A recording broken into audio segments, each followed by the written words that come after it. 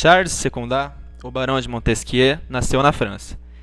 Filho de um nobre francês e uma burguesa de origem inglesa, foi educado em um colégio católico por padres oratorianos, que ensinavam os alunos utilizando a doutrina iluminista da época.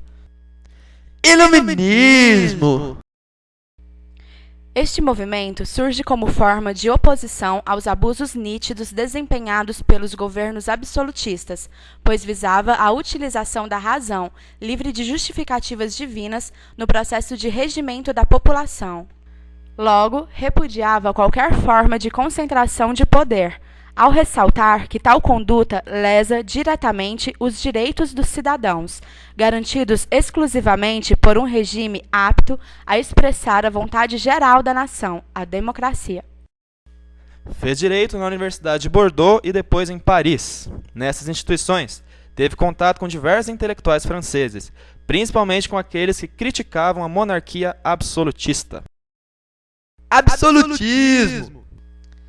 O absolutismo foi uma ideologia política predominante em toda a Europa após a era feudal, que defendia a centralização do poder de governo nas mãos do monarca, concedendo mecanismos legais e legitimados pela supremacia divina de exercício de um governo autoritarista, apto a estabelecer a ordem geral dentro da sociedade e a evitar conflitos de instabilidade capazes de prejudicar o desenvolvimento do Estado. Segundo Maquiavel, Hobbes e outros pensadores, o soberano desfruta do arbítrio de agir violentamente e de utilizar os mais variados instrumentos no objetivo de garantir a predominância dos interesses do Estado, como explicitado na ponderação de Maquiavel.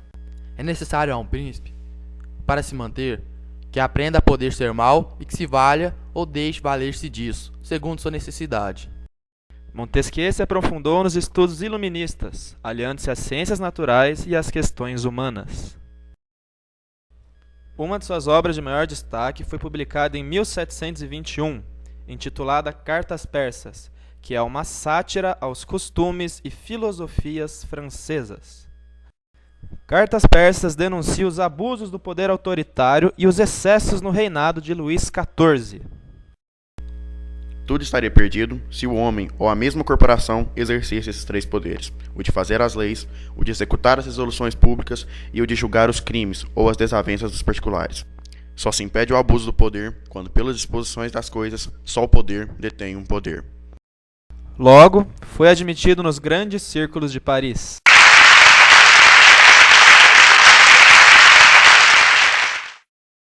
Montesquieu recebeu influências de grandes pensadores, como Vico, Maquiavel, Hobbes e Locke, fazendo um vasto estudo também nas áreas de direito, história, economia, geografia e teoria política.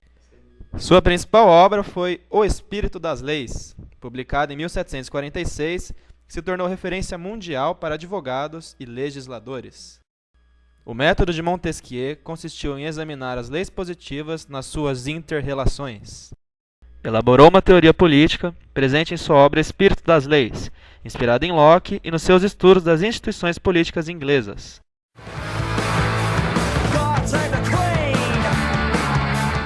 Nela, disserta a respeito das instituições e das leis, buscando compreender as diversas legislações existentes em diferentes lugares e épocas.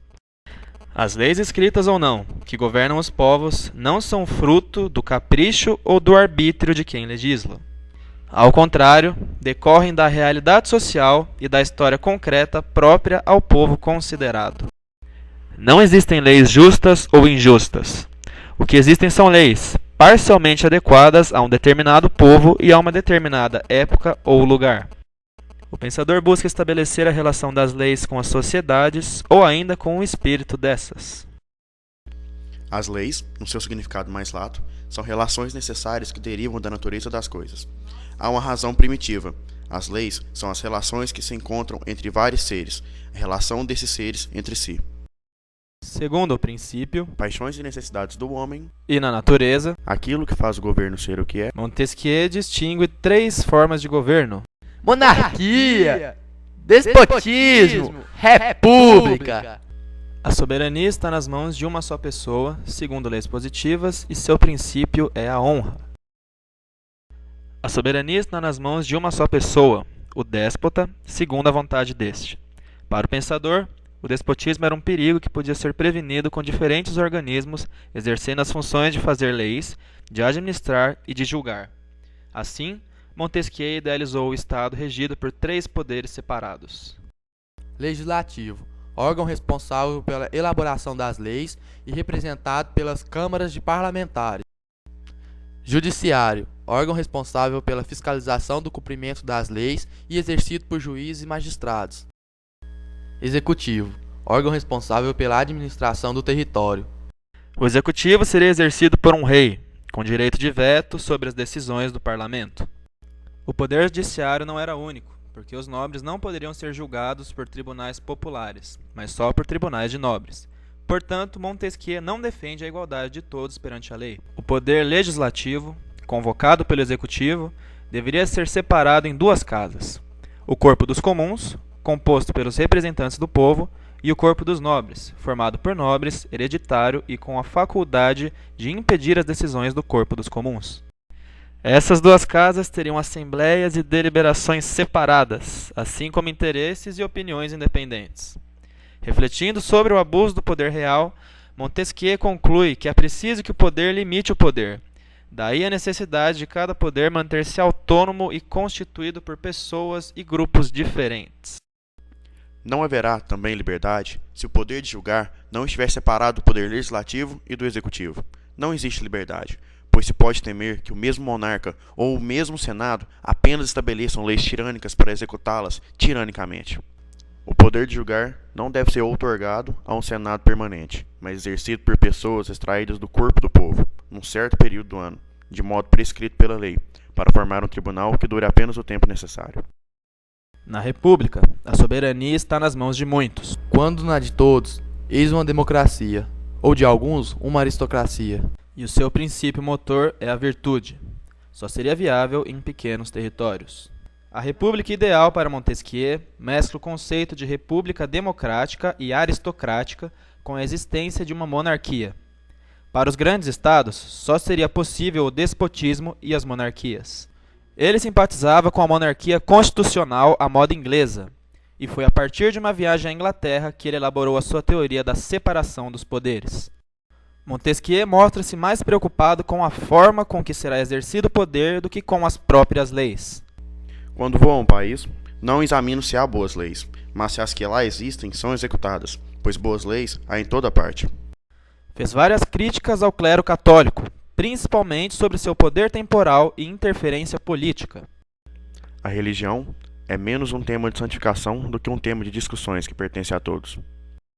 Apesar desse esforço, a Igreja Católica colocou o espírito das leis no Index, o seu índice de livros proibidos. Mas isso não impediu o sucesso da obra. Seus livros seguintes continuaram a ser controversos, desagradando religiosos e a Universidade Sorbonne, de Paris. O pensador levou 2 anos escrevendo Em Defesa do Espírito das Leis para responder a vários críticos. Montesquieu não era um revolucionário. Ele sonhava apenas com a limitação do poder absoluto dos reis, pois era um conservador, que queria a restauração das monarquias medievais e o poder do Estado nas mãos da nobreza, sendo esse poder limitado por uma Constituição. As convicções de Montesquieu refletem-se à sua classe e, portanto, o aproximam dos ideais de uma aristocracia liberal. Ou seja, ele critica toda forma de despotismo, mas não aprecia a ideia de o povo assumir o poder. Critica Hobbes sobre sua teoria que o estado do homem é de guerra de todos contra todos. Mas e o legado de Montesquieu? Suas ideias inspiraram a Declaração dos Direitos do Homem e do Cidadão, elaborada em 1789 durante a Revolução Francesa, e a Constituição dos Estados Unidos, de 1787, que substituiu a monarquia constitucional pelo presidencialismo. Com o fim do absolutismo, diversos países europeus adotaram a monarquia constitucional e muitas delas sobreviveram até depois da Primeira Guerra Mundial.